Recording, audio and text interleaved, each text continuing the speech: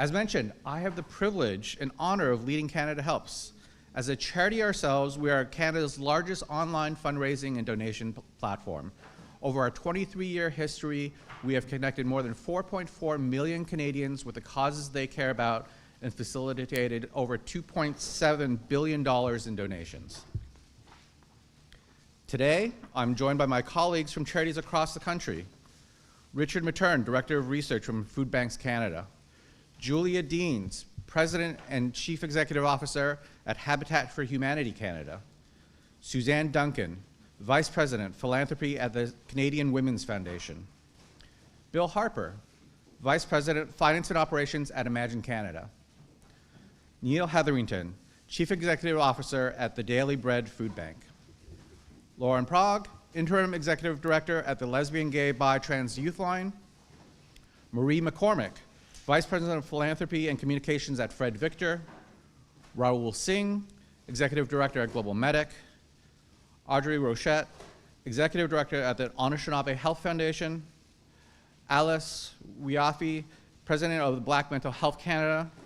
And joining us on Zoom from Halifax, Nova Scotia is Julia Chamain, Executive Director of the Halifax Refugee Clinic, as well as Rod Santiago, who is the Central Executive Officer at the Archway Community Services in Abbotsford, British Columbia. Today is not our normal reminder for Canadians to consider giving during this holiday season. Today, we are here to raise alarm bells from our recent research that are signaling we have a much bigger problem in Canada. We've recently come out of the most devastating wildfire season Canada has ever experienced in our history. So excuse me if this next metaphor is a little too on the nose. But just like Canada's brave firefighters, Canadian charities, the 86,000 of us, especially those who are providing critical services directly to Canadians, are fighting fires everywhere, every day, as they try to keep up with the huge spikes in demand for services with fewer and fewer resources. They are feeding even more families. They are answering even more calls to mental health crises lines. They're providing shelter to even more people. The fires are growing and spreading, and charities need more water. Our new poll found that 20% of Canadians are currently using charitable services to meet essential needs like food, shelter, and clothing, and we expect this to grow. And if that number were not astonishing enough, consider this: 7 in 10 of those people are going to charities for the very first time ever this year. And the main reason is the rising cost of living. So what? What does this mean? Well, this means that this is no longer an issue that's an isolated small part of the population. This means that this is no longer in some corner of our country that's far away. These are probably people that you know. This might be your coworker, your friend down the neighborhood, maybe even one of your family members. This is a problem that impacts us all. Generosity, in all its forms, but especially financial donations from businesses and Canadians who are in a position to give this holiday season, are critical. Why is that? Well, earlier this year, 57% of charities already told us that they couldn't keep up with the demand for services. Food Banks Canada, who is here today, recently reported almost 2 million visits to food banks across Canada in March of 2023. That's up 32% from the same period last year, and an astonishing 78% from March of 2019. Nearly a quarter of Canadians are turning to charities for mental health support, and 10% of Canadians responding to the poll are saying that they're turning to charities to escape from domestic violence. So what can we do? Well, there are many ways my fellow Canadians can support the work of charities. First, we need to bring the big planes full of water to put out the fires. Give now and give generously, whether it's financially or through volunteering your time. Get the company that you work for to make giving part of their DNA. Call up your elected official and tell them you want to see this change. We must commit to doing this now. so that we can ensure charities like Lesbian, Gay, Bi, Trans Youth Line and Black Mental Health Canada will be there for the children in your life when they're in crisis, so that we can make sure that families in your neighborhood are eating dinner thanks to Daily Bread Food Bank and their community partners, so that we can be active participants in reconciliation by ensuring the Anishinaabe Health Foundation can support the lives of the nearly 15,000 Indigenous people experiencing homelessness in Toronto. And so that we can ensure that friend who may be trapped in a violent relationship you may not even know about has a safe place to go, or that coworker and their family has a permanent and affordable place to live thanks to Habitat for Humanity and Fred Victor. Next, we need to move from firefighting to fire prevention. Solving this is going to take collective and bold action to create the systemic changes we need to put out some of these fires for good. And for this, charities need sustained and dependable resources. So we encourage you to make generosity a regular practice in your life through things like monthly donations. Much in the same way that you may already today subscribe to video services like Netflix, consider subscribing to your favorite cause or your favorite charity and making sure that they know you're always there for them.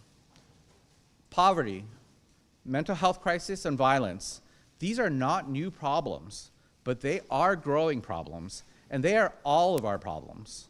I encourage each of you listening to be part of the solution. Go to CanadaHelps.org, find a charity or cause you care about, and make a plan to support their work. Look, it's easy to feel hopelessness when faced with big challenges, but hopelessness is not going to make change. As the saying goes, the best time to plant a tree was 20 years ago. The second best time is now. And now is the time to be generous. And now I'm going to invite Rahul Singh, Executive Director of Global Medic, and our host today to come up and talk about some of the great work that he is doing.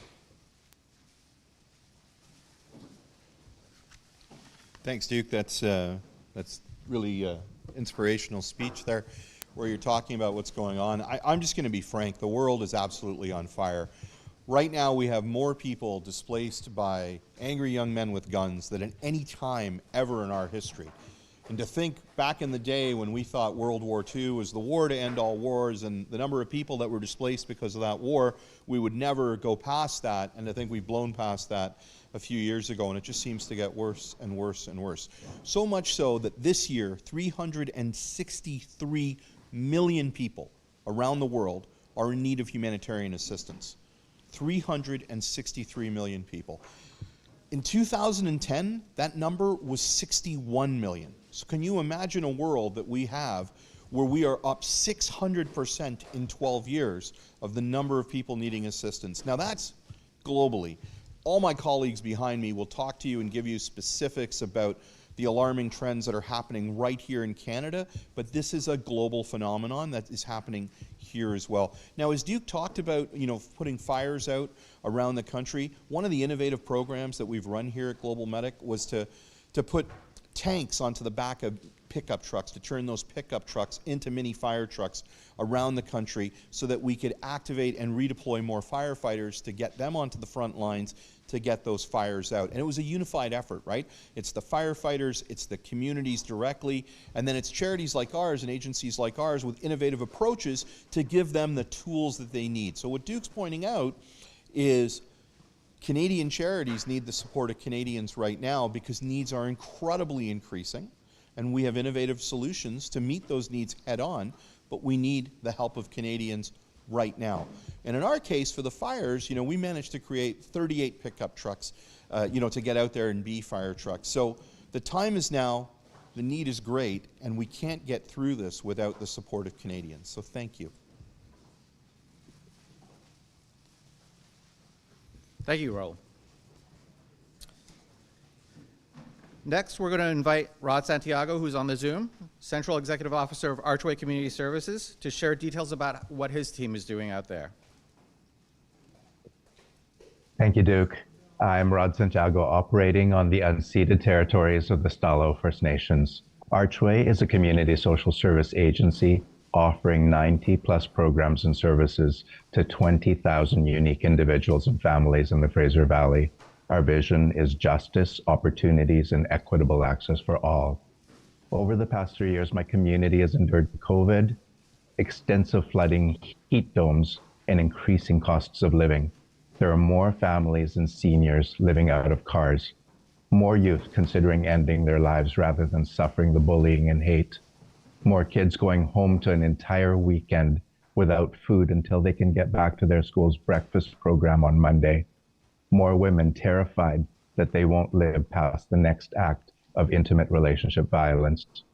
In 2021, Archway's food bank was serving 2,500 individuals. Today, we serve more than 4,000 people each month, a 60% increase.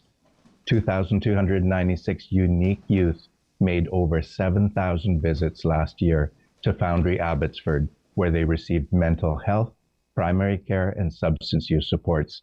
84% reported high or very high distress when they came in. 95% of these visited Archway's Foundry for the first time last year. Archway welcomed 433 new government-assisted refugees from Afghanistan and 466 displaced Ukrainians last year. Donors have been generous to Archway, and for that we are grateful. Yet donors are also facing financial pressures. I urge each one of us to advocate for collective impact solutions to the very tough challenges we face today, and to give what you can to your favorite charities this holiday season. Thank you, Rod. I recently had the opportunity to visit Rod out in British Columbia, and he and his team are doing amazing things for the community. Finally, I'd like to welcome Julie Chamain, Executive Director of Halifax Refugee Clinic, to talk about the great work that their charity is doing. Thank you so much. So yes, my name is Julie Chamain. I'm the Executive Director of the Halifax Refugee Clinic. We're a charity and not-for-profit organization providing legal and settlement services to refugee claimants and non-status migrants. The clients we serve come from all over the world, and they're an integral part of our community and our society. They're from Venezuela, Haiti, Colombia, Afghanistan, Syria, the Congo, Palestine, just to name a few. They're fleeing war, persecution, violence, and oppression, and deserve to live in safety and dignity here. Wars, humanitarian crises, and human rights violations all over the world influence global migration to Canada. And our clients and the rise in demand for our services has actually more than doubled in the past year. We're seeing not just our client load grow, but people's essential needs be unmet. The rising cost of living and the acute housing crisis that Halifax, and I know many other cities across the country are experiencing, is disproportionately affecting already marginalized groups. I think the last few years since the pandemic have really highlighted our interconnectedness, that what affects any one of us affects us all. I think it's also allowed us to see our individual and collective power, the power that every single one of us holds to make a difference in the lives of others. And we can make a difference. Donations do make a difference. I see this difference carried out every day in every way in our office, whether we're able to offer groceries to someone in need with food security issues, or buy school supplies for a child, or help someone experiencing intimate partner violence to move safely into an apartment, or help someone find employment. I see it every day. So my message is to please give what you can this giving season. Give anything, big or small, that you're in a position to give. We must all leverage any privilege we have. People's gift has a direct impact on the well-being of others, and charitable donations are truly the lifeline of our sector, especially in these times of great, great need. Thank you. Thank you, Julie. Now, I, along with my colleagues both on Zoom and here in the room today with us, are happy to take any questions that you have.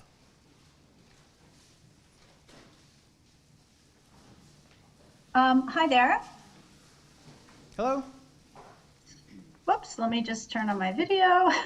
Hi, Nicole Stoffman from the Daily Press in Timmins. I have a question for Neil Hetherington.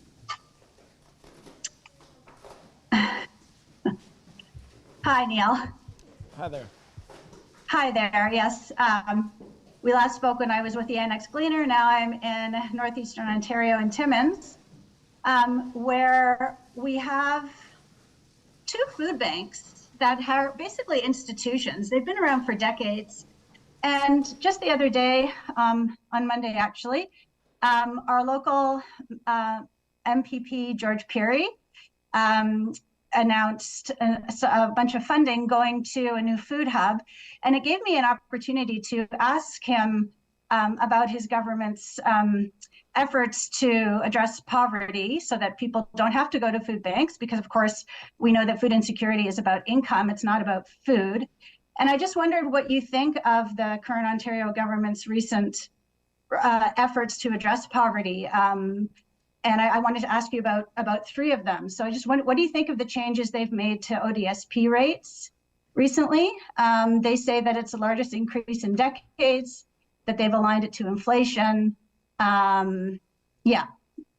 So first of all, the ODSP change. How do you think that's going? Sure. I think that we need to commend the fact that there was a change and that they are having ODSP set to inflationary adjustments on an annual basis. That's been needed for years.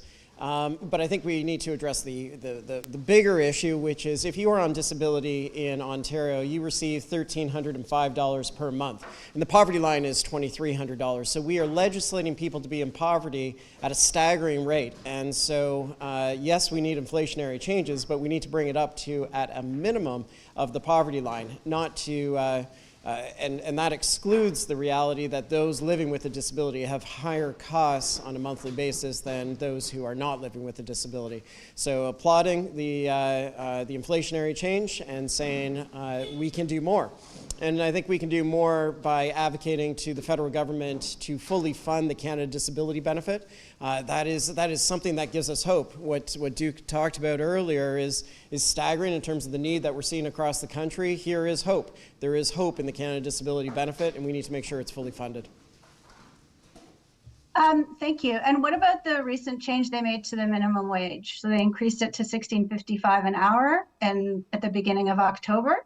At the same time that they increased it to $16 an hour, the Canadian Living Wage Organization indicated that a living wage in Toronto is now $25.05 per hour. So there is, there is a significant $9 delta on that. So yes, it's important to raise that minimum wage, but I think we need to talk about how we can make sure that people who derive their income from employment can thrive in community. And at $16 an hour, you can't. And the last initiative that was mentioned was an initiative through the Minister of Community Services, Minister Parsa. It has something to do with the centralization of intake. I'm not really familiar with it, but it's something to do with Ontario Works and changing it so that trying to decide whether Ontario Works is an employment program or an income security program. I'm not sure if you're familiar with this, but it's something to do with the employment function being transferred to an employment service system. Are you familiar with changes to that, the social assistance reform? I am, and I think that that's an area where since 2018, the province has not adjusted any levels of income for those on Ontario Works. Somebody on Ontario Works receives $733 a month, and so we are consistently letting the government know that how they can walk back from the limb that they're on in trying to assist those individuals being able to make ends meet without having to rely on friends, family, and charity. Okay, sorry, and one last question. All of those initiatives that we just discussed, if the changes were made that you're suggesting, how many of your clients would that impact? Like, how many of your clients are relying on minimum wage and social so we know assistance? that about 40% of food bank clients have a disability. 19% of them in the Toronto area are on ODSP. It would make a substantial difference to the food bank lineups if we fully fund the Canada Disability Benefit. But more as important to that individual is how are we living out the values that we espouse? Do we, somebody who cannot derive their income from employment should not be legislated to be in poverty. And so we're giving the federal government an opportunity through the Canada Disability Benefit to ensure that everybody with a disability can thrive in community. Okay, thank you very Thank much. you. Hi, I'm Caroline Sagnies-Fanny from French CBC, Radio Canada and CBC. I have a question for the Black Mental Health Canada president, please. Is your name Alice Ouiafe? Thank you. I was wondering, regarding all those data of people, Ontarians more and more asking for shelter, food banks, in terms of your own community, the Black community, how are they affected? And do you have more specific data that highlights your needs and the population, the amount of people that have certain needs and what it inquires, please? Are you talking about specific mental health needs or? Yes, mental and food and housing. We also talked about employment. Basically, what do you think is, if you have a top 3, but also in terms of statistics, would you have that? Yeah, unfortunately, this is one of the issues we have in the work that we do. We don't have a lot of race-based data here in Canada, and that's one of the things that we're focusing on moving forward within Black Mental Health Canada, is having a research team that's dedicated to finding and coming up with research that affects specifically our community. But we know since COVID, though, we're disproportionately more disadvantaged by other communities in terms of mental health, in terms of employment. And so that continues to be some of the things we still face today. Unfortunately, I don't have specific fixed data to share with you today, but our hopes is that in the years to come that we'll be able to focus on that and be able to deliver that. Thank you. I have a question for, can I go ahead? Okay, I have a question for, I would like to know, we have all those, again, data for all of the province, but would you have, since we're in a GTA area, would you have more specific information of what is more needed in this area? Because I'm sure depending on locations, priorities and needs vary. Is that for me? Anyone. It could be also Canada, Mr., if you want to answer that question, maybe, because it's very general, yet global. It's a great question because it talks about how needs are different in different parts of the country. And in Global Medic, we've got a domestic response unit that focuses primarily on food security, supporting food banks through a food repackaging program. We have a vertical farm where we grow microgreens and provide that out. And then we also provide over-the-counter medications and other hygiene items through a hygiene hub. And it's very interesting to see that there's an increase in demand across the country. Everybody needs all these products because, quite simply, these products are expensive. People lack money, and if they can get a substitution of having the product in and then being able to save that money to pay rent and not become homeless, that's where you'll see.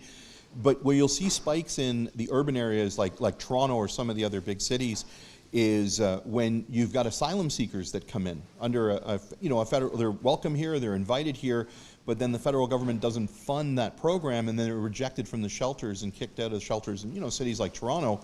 All of a sudden they have acute needs, and they end up on the floors of churches before they can get adequately housed. Well, the needs that they would have would be in addition to just the basic food. Like, you can't give that person a food hamper to go and cook with because they don't have a home. So they need ready-to-eat meals, right? They would also need all the basic over-the-counter supports, access to healthcare, just understanding that perhaps they could go see a pharmacist instead of going to see a doctor. In order to access those different health cares. And you're going to see that as a different regionalization approach, because those folks are not necessarily in the Prince Georges of the country, but they are right here in the Torontos and the Hamiltons. So there are different needs, but as a trend, all of the needs are severely increasing, and that's very alarming. I hope that answers your question. Yeah. If there's no other questions, we'll invite everybody to go through to the back for a photo op. And for anyone that is looking for a one-on-one that's here today, we are happy to set that up for you. And for anyone that's on Zoom that wants to do a one-on-one, we can certainly set that up for this afternoon.